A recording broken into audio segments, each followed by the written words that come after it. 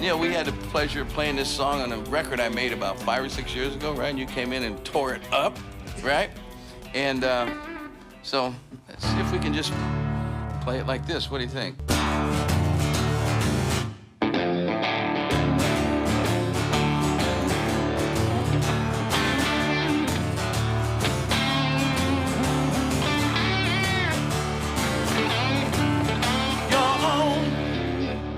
Personal Jesus,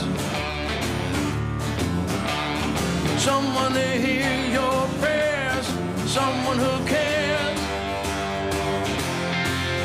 Your own personal Jesus,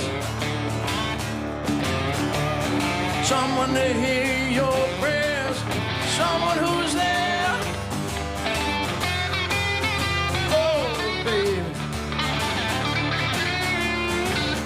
Unknown and you're all alone with your flesh and bone by the telephone.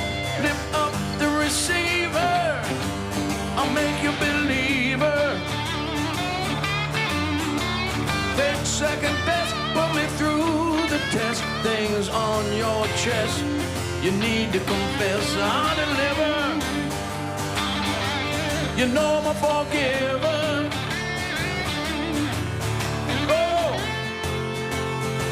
Trying to touch faith. Baby, come on. Reach out and touch faith. Your own personal Jesus. Someone to hear your prayers.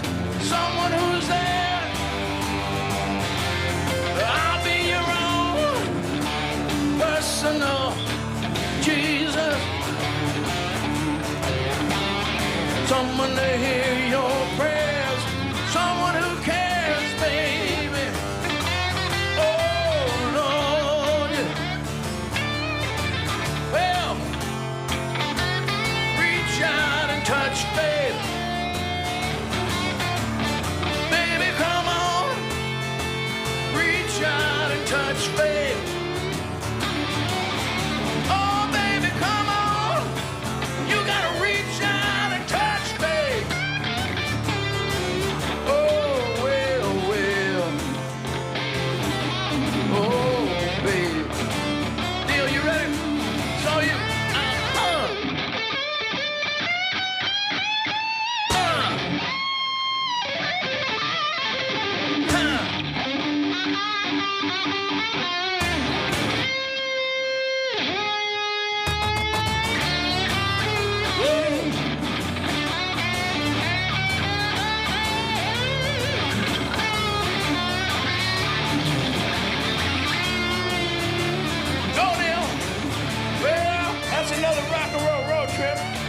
In the can, my buddy Neal, burning it on out, burning it on out. Take a while, man. Well, you gotta reach out and touch faith. Come on, reach out and touch faith. Well, baby, you gotta reach out and touch faith. Oh, baby, come on. Reach out and touch faith. Your own personal Jesus. Your own personal Jesus. Jesus.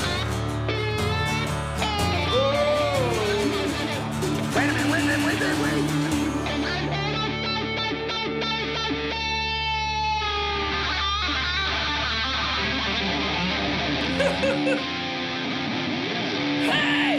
I'm standing next to him out. Neal, I love you, man.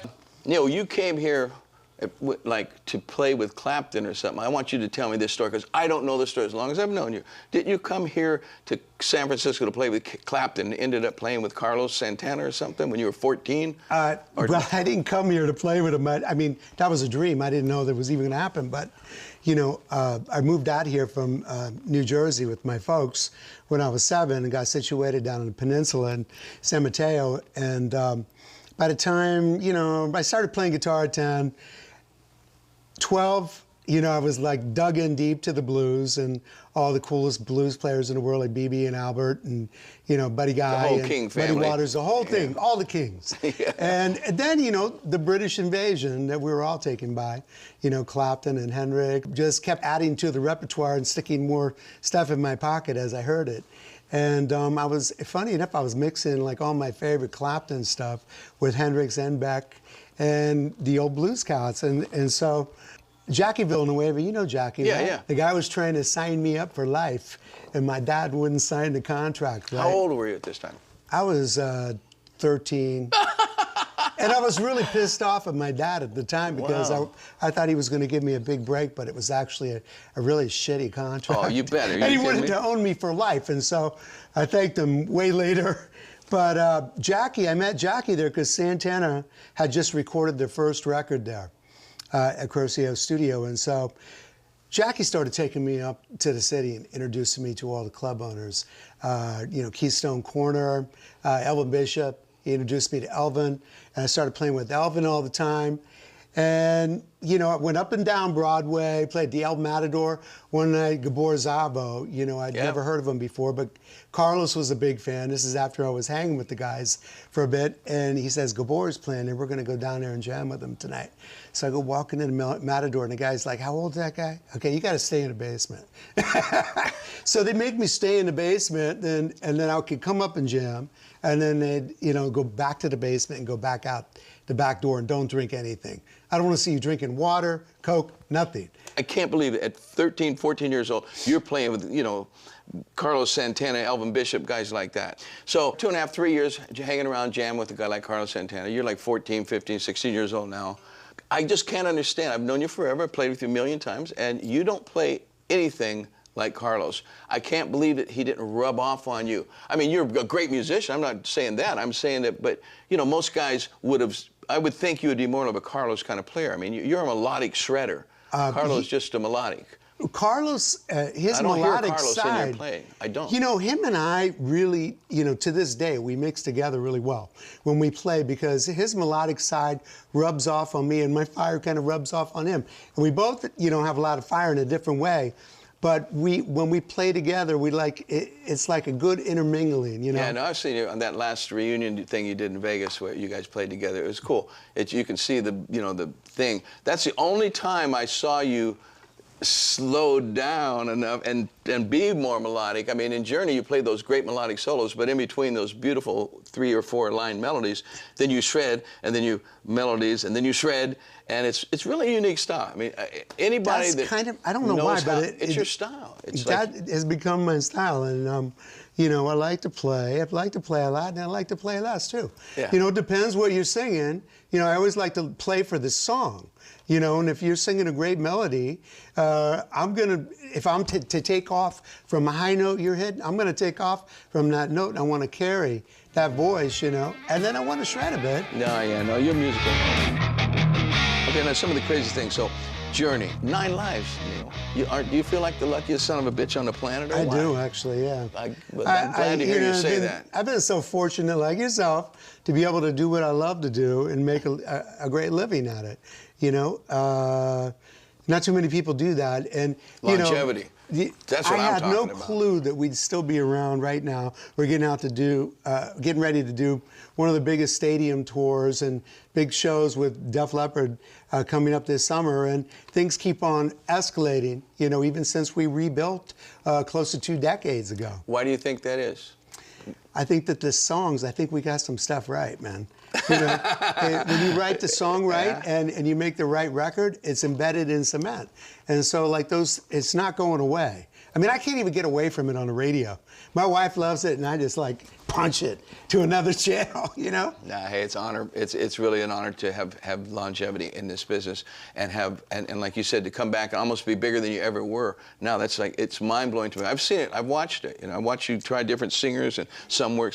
Of course, Arnell killing it. I mean, there's no question about it. The guy blows my mind because I heard him singing at your wedding backstage. He started singing all these old standards like Nat King Cole and stuff. Right. And I'm going, what the hell is this guy's like some kind of freakazoid? He's just a great singer. I mean, when a guy can sing like that, and it sounds like he can channel that sound and everything of Steve Perry. I mean, Steve, I've not heard Steve, and I hear he's got a record coming out, and I'm looking forward to hearing it because there's one thing, you know, that Steve is always going to have, even if he doesn't have the high range, he's going to have soul. And, you know, because that's embedded in him. He's got tone, yeah. And he's got that Sam Cooke. I mean, him and Sam Cooke have the same birthday, for Christ's sake. Whoa. I know, it's Really? crazy. Yeah. Oh, I didn't know that. Well, there you go, man. But I'm looking forward to hearing Perry again. No, me too. There's a lot of people that miss him. He set the bar so high that, you know, I mean, he's not doing it now either. But don't you get tired of playing too?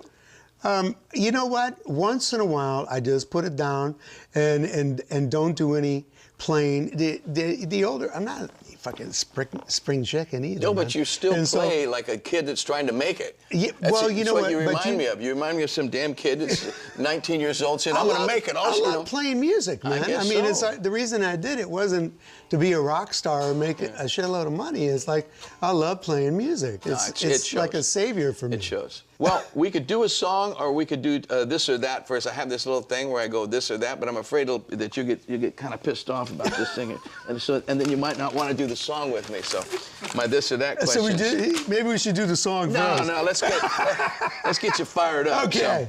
So, you know, just yes or no. I mean, just one or the other. You know, not like I don't need no explanation. Yeah. I don't want to say, well, yeah, well, maybe, but then, oh no, none of that shit, right? Okay, Neal, here it is. Band or solo? Both. There you go. See, this is talking to Neal Schon. It's fucking Pisces. This way, that way. No, I mean, I like both sides of the spectrum, but if you man. could only do one for the rest of your life. I would do band. Thank you. You're a band guy. You are a band guy. Yeah. Okay. Strat or Les Paul? Both. Okay, And this is never mind. neither. This is neither. Okay, no, I'll get to the bottom of one of these. He'll come around. Watch this. Ferrari or Lamborghini? Lamborghini. Okay, Jeff Beck or Jimmy Page? Oh, fuck, man, See? both. See, you got to stop doing this shit. This is a real TV show, Neal. I know, but I'm Tell telling these you, people, I love Jimmy and I get off love the Jeff, fence. and I know them both. Of course we do. Of course we do. That's why it's a hard I mean, Jeff question. Beck is like, there's nobody like him in the universe, okay? Yeah, I see this is going to go nowhere. Okay, how about Joe Satriani or Eddie Van Halen? Oh, fuck, come on, man. See, look at him. He can't take the heat, Neal. I love them both. You are becoming really diplomatic in your old age. I do, 10 though. years ago, you would have blurted some shit out that would have pissed the other guy off. But okay, never mind. Steve, how about Steve Perry or Arnell? Okay, how about Carlos or Clapton? Carlos or Clapton? I love them both, man. Oh, my God. You know what? There's Here, no wait. better. Excuse me. Here, I don't think anybody's better than the other wait. person anymore. Here, anybody got any You know? weed? Here. Roll this motherfucker up and ganja. A big spleef, man. Neal, I can't believe you did that. Okay, last question. Will there ever be a Journey reunion with Steve, do you think? You know, I really can't say, but I know. I think that him and I will do something together. There you go. I don't think it's necessarily a Journey, though. I think it'll be something that's more R&B based. I'm actually trying to get him over to Narda's, and I'd love to do a song, just like do one song with Narda and I, and he's gonna see what it's about for real.